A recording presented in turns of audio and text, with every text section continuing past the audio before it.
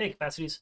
You might know me as Jason Blob in Discord, and today I just wanted to record a quick video about some of the stuff I'm using capacities for, which is actually a little atypical compared to what I've been seeing in Discord and even Reddit. Most people use capacities for note taking or studying for a class, maybe learning programming or a new language. I am using it to run a tabletop role playing game. I'm currently playing Pathfinder 2nd Edition with a group of friends, but this could also be used for Dungeons and Dragons or something of that nature.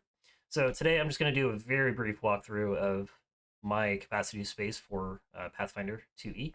And this video is going to make some assumptions that you already know some of the basic tools about capacities like bullet lists and toggles and tabs and things of that nature. So I'm going to explain how I'm using it, but not necessarily how to use or set up those certain features.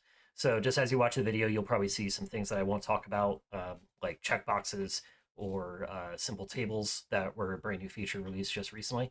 Um, so just wanted to set some context before we do this quick walkthrough. So as you see, the view that's up right now is basically where I spend the majority of my time working capacities. On the left, which is the full height column, I have my DM guide. And that DM guide really is the sequence of events that happen in the world as my players progress through the campaign of the game. So when they go to a town, I will start, basically top to bottom, reading in how they enter the town, and then as they get into the town, it will open up certain events. Maybe they go to the town square, and there's a town crier that is, yelling some news, and so on and so on. That will all kind of happen in sequence as they move about the world that I anticipate their actions to be.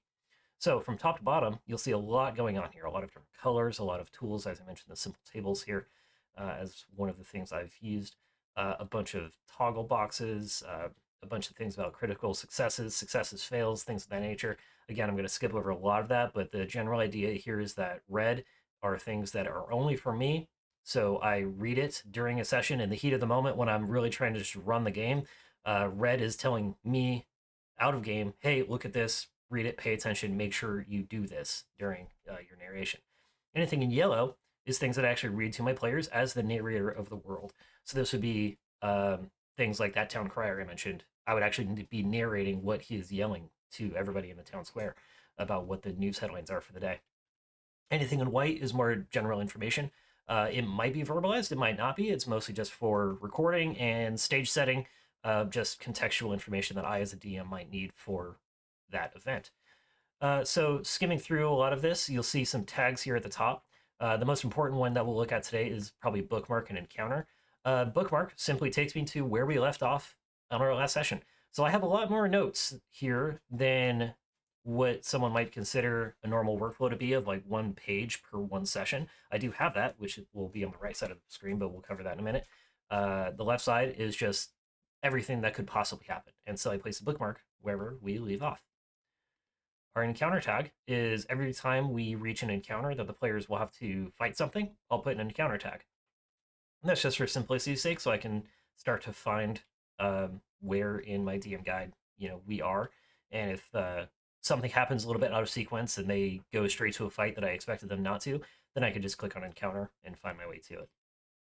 So that really encapsulates everything on this left side of the screen. The right side of the screen, where you see session 3 and 4, that is where I work between games to plan the next session. So session 3 actually happened 2 weeks ago on March 3rd.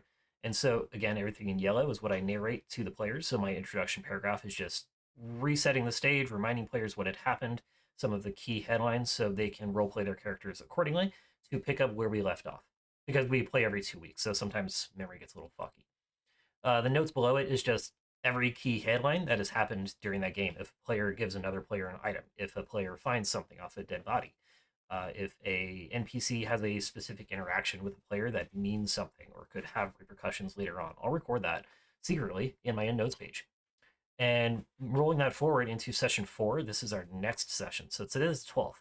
This session will happen on March 17th. So I have 5 days to figure out what I'm going to do for session 4. So I haven't written my introduction yet because I haven't processed all of my notes from combination of the DM guide in session 3 into session 4. But that's my homework for this coming week. So I just have a bunch of notes here about, upgrading some game mods. I have to repair some miniatures that broke. We're using a virtual tabletop simulator, so that's why some of these miniatures broke and stuff like that. But that's kind of the layout for my main workspace. Now, some other things you see open is another DM guide. This is specific to a small sewer complex. So the same idea as the DM guide, just narrowed down to a specific area that they'll be going through. So I have this sewer complex in the city they're in, and I'll just use this to kind of isolate out this whole scenario. And once they're done with this, it's done. We won't need it again. So that's why I broke this out on a different page. And again, it's a page type, so no properties at the top. This is just a general purpose, uh, page that won't be used again. So moving on to another pinned item I have is encounters. This is just a list of every possible encounter in my world if the players just go out of sequence and I need to pull up an encounter for some reason, or I start to plan encounters for the future. I use this table view here to find that with a bunch of information surfaced, like the number of experience gained, whether it's a boss or not, and whether they've defeated that encounter before, just so I don't accidentally reuse one that I don't want to. Classes, Scratchpad, totally just out of game, random notes that I take for myself, homework assignments, minis I still need to find, stuff like that. So we won't talk about that too much. Over here in the left sidebar is a bunch of pinned things as well. I have pinned, again, my Scratchpad, my DM guide, a couple tags here for GM tasks, bookmarks, all of my shops that I've created in my world, NPCs for random characters that our players might run into.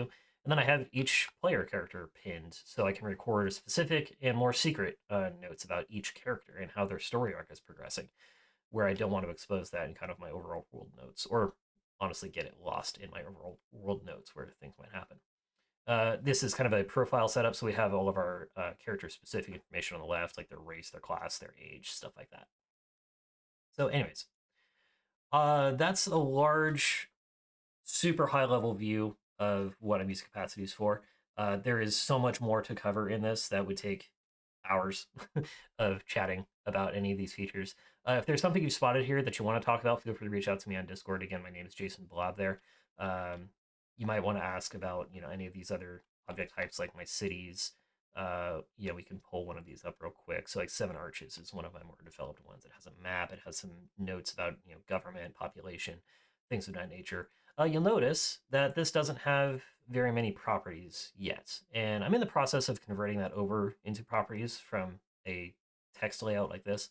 Originally, I had reasons for keeping it as text, but I think I'm going to convert this over to actual properties, and then we can use that table view that we were seeing before. But you can see down here a bunch of extra information about how I've laid out information of a city. So with that, I'm going to cut this video here because I don't want to go on too long. But I hope this gives a quick insight into how you might use capacities for less about note-taking and more about running a tabletop game or any other type of game system that you run with your friends. So I hope this helps, and feel free to reach out to me on Discord if you would have any questions. But yeah, hope you enjoyed. Thanks for stopping in and watching.